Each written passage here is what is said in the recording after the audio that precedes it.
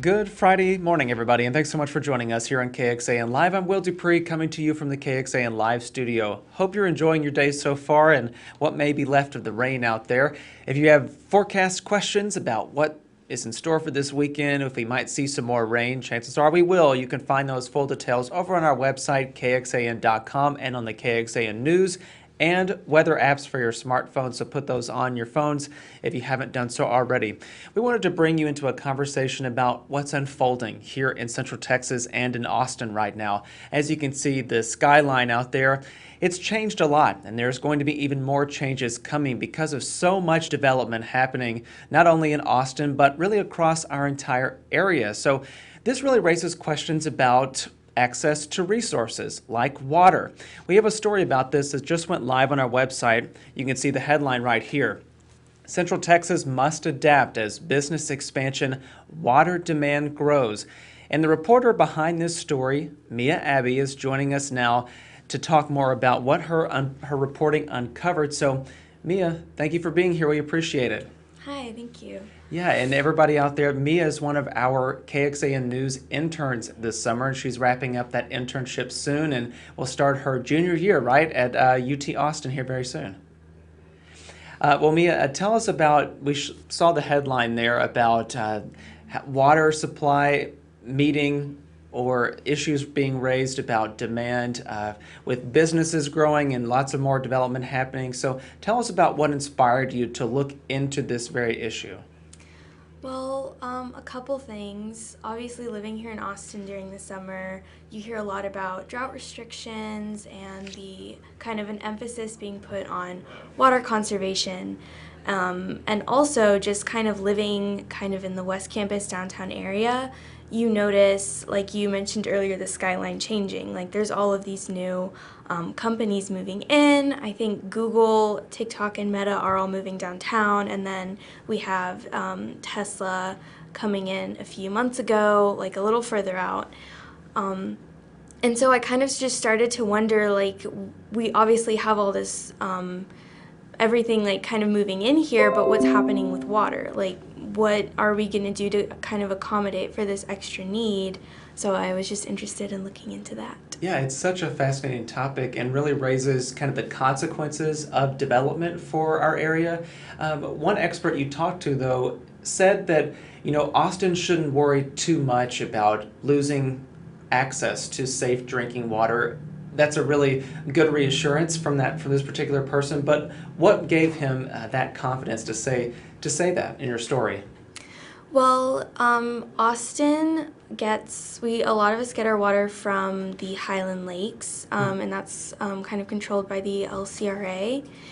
And when there's basically like drought restrictions or water conservation, and I think I mentioned this in my story, but they start kind of taking away, or not taking away is not the right word, but like they start conserving water to their different tiers of customers. So they'll start with like their kind of agricultural customers farther away from the city who use the most water.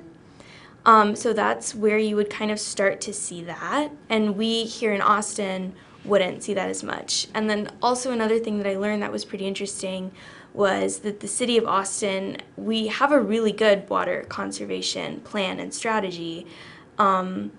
If you look at all the numbers from the Texas Water Development Board, they're not too worried about like this area too much. So that was honestly pretty cool to hear as a resident. Yeah, it very much is. One project, though, that you mentioned that is getting so much attention lately is the new Samsung chip plant that's going to go just northeast of Austin in the community of Taylor. We've detailed so much about what this project will bring, and there's already work happening on this plant. But what is this project doing to access water since it is so large? So Samsung, or this particular Samsung plant, they are outsourcing. And they are getting their water from Alcoa, Texas, which, if you're not familiar with that, is basically like a company town. They used to be owned by the Alcoa company, and they have all of these groundwater rights that they have been marketing off to tenants.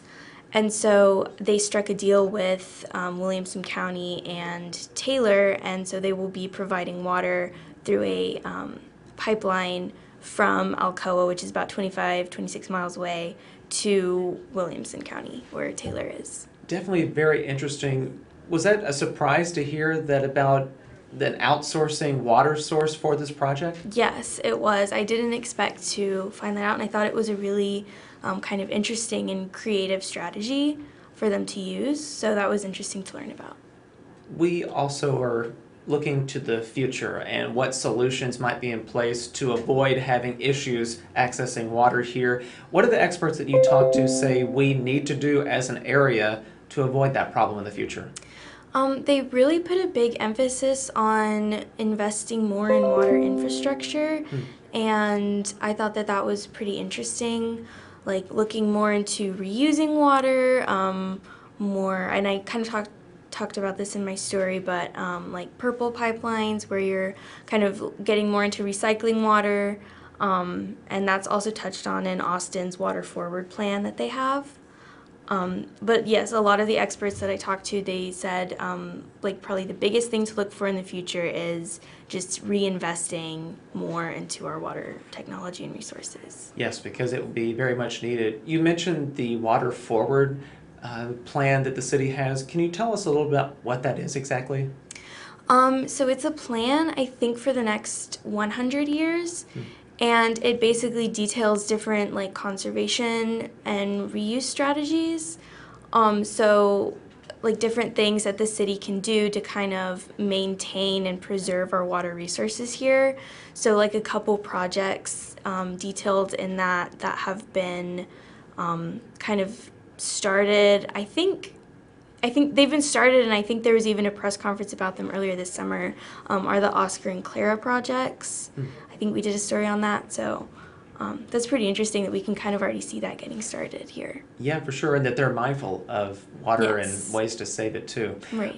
Mia, before I let you go, and thank you so much again for being here to talk about your really in-depth reporting that's available right now on KXAN.com. But I did want to ask you, you're going to be a junior soon at UT Austin. Yes. I believe move-in day is happening for a lot of people today. But what are your future plans look like? What would you like to do? That is a really good question. Putting you on the spot for that one. Well, obviously, I am super interested in journalism. I said especially like doing this internship this summer. Yeah. Really allowed me to learn more about it, and I think I really love reporting and writing. So I'd be interested in exploring that in the future, but I am not totally sure. So. Well, you've got some time to figure it Yes. out, that's for sure. But what a great start. We have appreciated your work here at KXAN, especially working so closely with our politics team. There's just so much to cover there, so we appreciate that too. But Mia, thank you for being here, and hopefully we'll see you again soon. Yes, thank you for having me. All right, everybody, if you would like to review Mia's story, it's available on our website. Again, here's the headline: Central Texas must adapt as business expansion, water demand grows. Additionally, I want to tell you that Mia's story fits into a new reporting project that we have out there called Dried Up. And here's how to access that. Just go to our website, KXAN.com. If you go to the homepage, scroll down, and right below our main story section, there's a headline here that says Future of Texas's Water. If you click that, it goes to this special coverage page called Dried Up, the West's Growing Water Crisis. We are working on this project in conjunction with our reporting partners at The Hill, and we are unrolling and unveiling lots of new reporting about this, and you can see Mia's story is the #1 story right there, the main one featured at this time. But check this out for more reporting in depth about water usage in our area. Thank you all again for watching. I'm Will DuPree in the KXAN Live Studio. We appreciate you being here. We'll see you back here throughout the day with other updates, so please stay with us. Hope you all stay safe and healthy out there. Enjoy your Friday. Take care.